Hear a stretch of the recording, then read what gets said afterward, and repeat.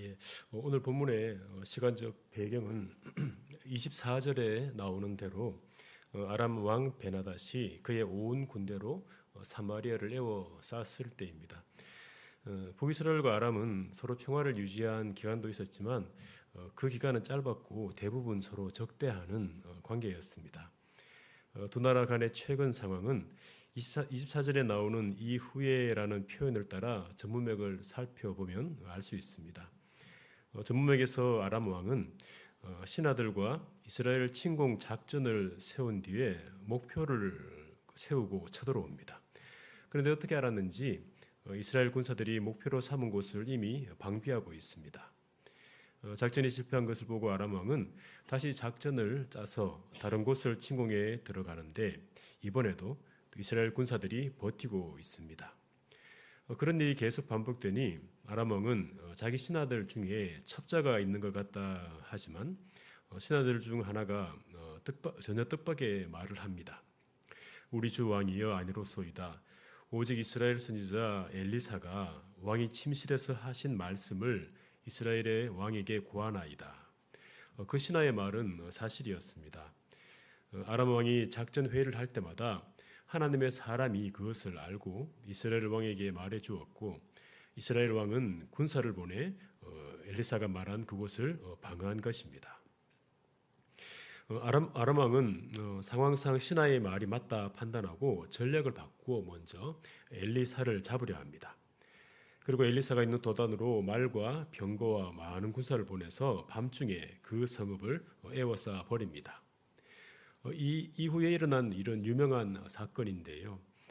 하나님이 아람 군사들보다 더 많은 불말과 불병거를 보내셨고 또 엘리사의 기도를 들으시고 아람 군사들의 눈을 어둡게 해버리십니다. 그 후 눈이 어두워진 아람 군사들은 마치 새끼 거위가 어미 거위를 맹목적으로 따라가듯이 엘리사 뒤를 따라 사마리아 성하도로 이끌려오게 됩니다. 그때 이스라엘 왕이 아람 군사들을 보고 엘리사에게 이렇게 묻습니다. 내 아버지여 내가 치리이까? 내가 치리이까? 이스라엘 왕의 입장에서는 적은 힘으로 많은 적군을 썰어버릴 수 있는 절호의 기회를 놓치고 싶지 않았을 겁니다.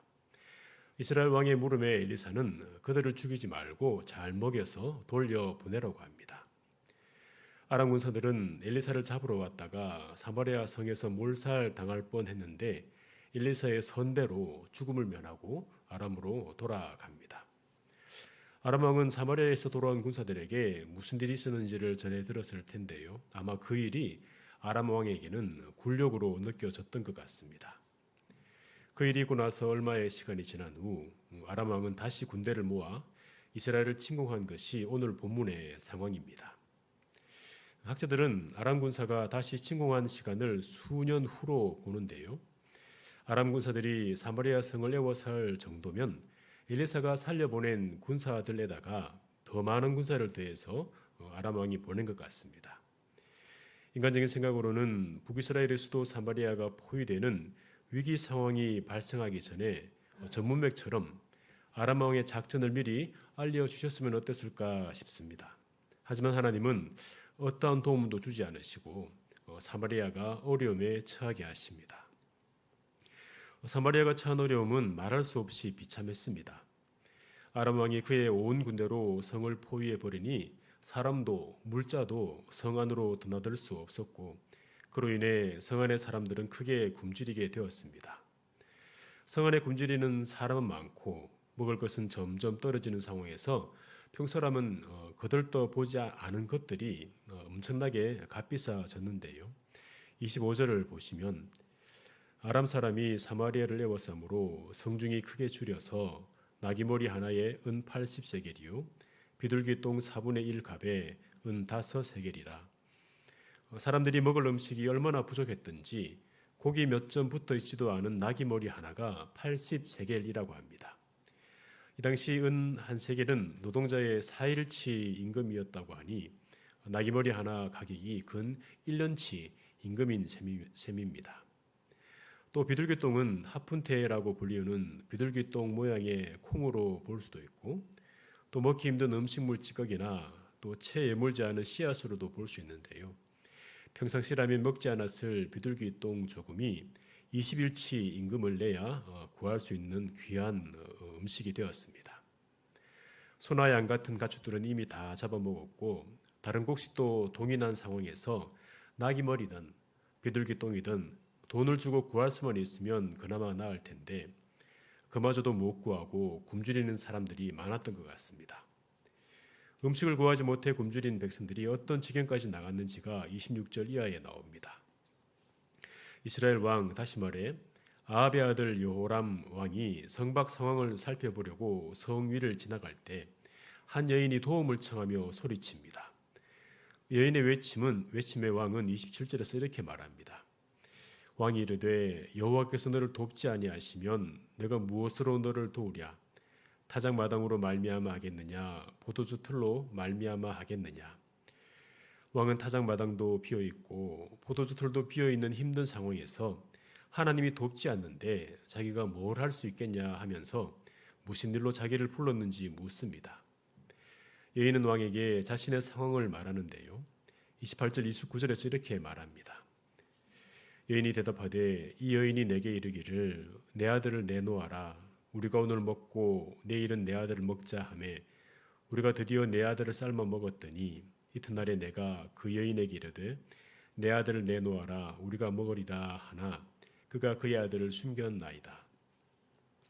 먹을 것이 없어서 사람을 잡아먹는 것만 해도 비참한 일인데 그 여인은 모르는 사람 잡아먹은 것이 아니라 자기가 낳아 키운 자기 아들을 잡아먹어버린 상황이었습니다. 상식적인 상황이라면 그 상황에 충격을 받아 마음이 무너져 내려서 이제 그만하자, 더는 못하겠다 이래야 할 텐데 그 여인은 내 아들을 잡아먹었으니 이제 다른 아들 잡아먹어야겠다 하면서 광적으로 나서고 있습니다. 여인의 말을 듣고 왕은 참담함을 못 이기고 자기 옷을 찢어 버린 채 성 위를 지나갔습니다. 그때 성 아래에 있던 백성들은 왕이 굵은 베옷을 입고 있는 것을 보게 됩니다. 굵은 베옷을 입었다는 것은 하나님 앞에 죄를 회개하고 슬퍼한다는 의미인데요. 왕은 진정으로 하나님 앞에서 자신을 낮추며 자신의 죄를 회개했을까요? 이어지는 후문맥을 보면 왕은 그저 형식적으로 굵은 베옷을 입었던 것 같습니다. 31절을 보시면 왕이 이르되 사밧의 아들 엘리사의 머리가 오늘 그 몸에 붙어 있으면 하나님이 내게 벌 위에 벌을 내리실지로다. 요람 왕은 엘리사가 사마리아 성에 몰고 온 아람 군대를 죽이지 않았기 때문에 사마리아가 비참한 상황에 놓였다고 생각한 것 같습니다. 사마리아가 비참한 상황에 놓인 것은 엘리사의 선대 때문이 아닙니다. 이스라엘 왕과 백성들의 죄악 때문에 일어난 것입니다. 그것은 신명기 말씀을 통해서도 알 수 있습니다. 신명기 28장에 보면 순종할 때 받는 복과 불순종할 때 받는 저주에 대한 말씀이 나옵니다. 만약 백성이 하나님을 잊고 악을 행하면 여러 심판을 받게 될 것인데 그 중에 적군에게 애워싸이고 맹렬한 공격을 받아 곤란을 당하고 자기 몸의 소생을 먹게 될 거라는 말씀이 있습니다. 하나님은 엘리사뿐만 아니라 먼저 쓰임받은 엘리야를 통해서도 북이스라엘 왕과 백성들을 돌이키려 했습니다. 하지만 북이스라엘은 자신들의 완악함을 꺾지 않고 계속해서 죄악된 삶을 이어갔습니다. 자신들의 죄의 결과로 고통을 당하면서도 이스라엘 왕은 자신의 죄악을 깨닫지 못한 채 엘리사를 탓하고 더 나아가 하나님을 원망하고 있습니다. 사람의 힘으로 어떻게 할 수 없는 재앙과 같은 어려움을 만나게 될 때 사람들은 여러 반응을 보이는 것 같습니다. 자신의 힘을 넘어서는 힘든 상황 속에 매몰되어 휩쓸려 가기도 하고 그와 반대로 어떻게든 자기 힘으로 이겨내려고 발버둥 치기도 합니다. 그러다가 어떤 순간 왜? 라는 질문을 하게 되는 것 같습니다. 왜 이런 일이 일어났는지, 어디서 잘못된 건지, 누구의 잘못인지 생각하는 것 같습니다. 오늘 본문에 나오는 사마리아의 비참한 상황은 신명기의 말씀대로 백성들의 죄악이 원인이지만 성도가 만나는 힘든 상황들의 원인이 전부 죄악이라 말하기는 어렵습니다. 성도가 스스로 지은 죄 때문에 힘든 상황을 만났다고 하면 그것을 깨닫기만 하면 힘들지만 답답하지는 않을 겁니다. 자신의 죄를 깨달으면 얼른 하나님께 회개하고 납작 엎드리면 되기 때문입니다. 하지만 어떤 때는 깨달아지는 죄가 없고 회개하고 납작 엎드려도 상황이 변하지 않을 때도 있습니다. 그럴 때 힘이 들고 답답하지만 성도가 취해야 할 태도는 하나입니다. 하나님의 선하신 주권을 신뢰하고 그 힘든 상황을 버티는 것입니다. 인내하며 그 상황을 견뎌 나가는 것입니다. 성도의 삶에 우연은 없습니다. 어쩌다 보니 만나게 되는 어려움은 성도에게 없습니다. 하나님의 선하시고 빈틈없는 주권 아래에 성도가 있습니다. 하나님은 성도를 망하는 길로 이끌지 않으십니다. 하나님의 백성으로 하나님의 주권을 신뢰하며 나갈 때 하나님의 말씀을 계속 구하며 성도는 나가야 하겠습니다. 우리의 의지는 약하지만 하나님의 말씀은 강합니다.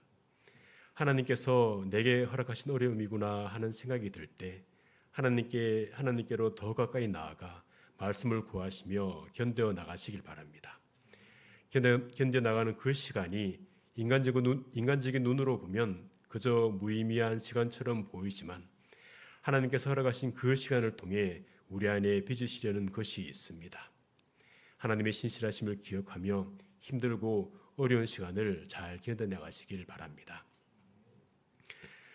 자신의 죄악을 깨닫지 못하는 요람 왕은 재앙의 원인을 엘리사로 보고 31절에서 이렇게 말합니다. 왕이 이르되 사밧의 아들 엘리사의 머리가 오늘 그 몸에 붙어 있으면 하나님이 내게 벌 위에 벌을 내리실지로다. 요람은 하나님의 이름을 들먹이며 엘리사를 죽여 버리겠다고 하면서 실제로 엘리사를 죽이러 신하들을 보냅니다. 그때 엘리사는 장로들과 함께 자기 집에 머물고 있었는데요. 자기 집에 있으면서도 돌아가는 상황을 다 알고 있었습니다. 32절을 보시면 그때의 엘리사가 그의 집에 앉아 있고 장로들이 그와 함께 앉아 있는데 왕이 자기 처소에서 사람을 보냈더니 그 사자가 이르기 전에 엘리사가 장로들에게 이르되 너희는 이 살인한 자의 아들이 내 머리를 베으려고 사람을 보내는 것을 보느냐? 너희는 보다가 사자가 오거든 문을 닫고 문 안에 들이지 말라. 그의 주인의 발소리가 그의 뒤에서 나지 아니하느냐?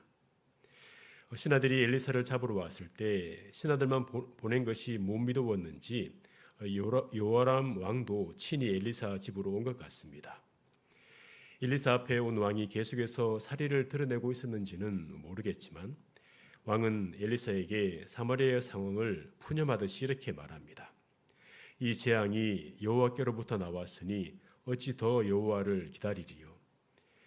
엘리사를 잡으러 사람을 보낼 때는 엘리사 탓을 하더니 엘리사 앞에 와서는 하나님을 탓하고 있습니다. 하나님이 아람으로부터 이스라엘을 어떻게 지키셨는지를 경험했으면서도 지난날의 은혜를 다 잊어버린 듯이 하나님을 원망하고 있습니다.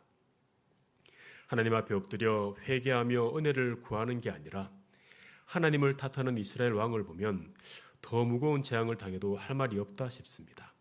그런데 어찌된 영문인지 하나님은 엘리사를 통해 뜻밖의 말씀을 하십니다. 7장 1절을 함께 읽겠습니다. 시작. 엘리사가 이르되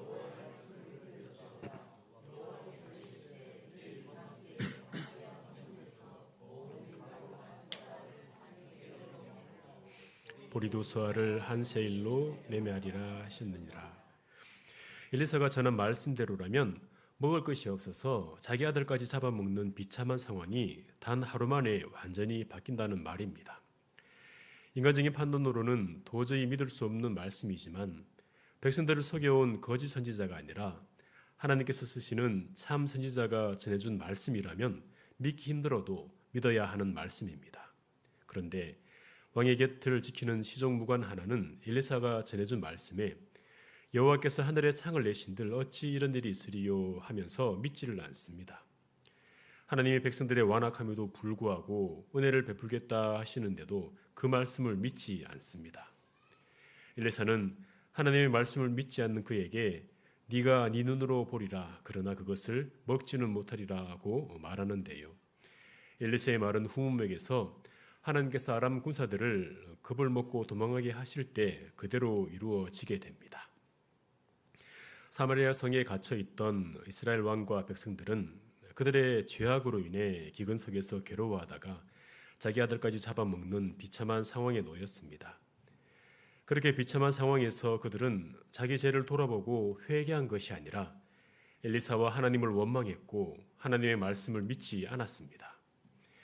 하나님을 원망하고 말씀도 믿지 않으려는 모습은 불신자들에게만 보이는 것이 아닙니다. 하나님의 백성으로 살아가는 우리들도 힘들고 어려운 상황에 계속 놓이다 보면 더 이상 소망이 보이지 않을 때다 싶으면 그럴 수 있습니다. 그런 연약한 모습은 우리에게서도 자주 보인다는 것을 부인하기가 어렵습니다. 소망이 보이지 않아서 힘이 빠질 때, 찬양과 감사보다 원망이 더 나오려고 할 때 우리는 어떻게 해야 할까요? 하나님 앞에 우리의 마음을 있는 그대로 토해 놓아야 합니다.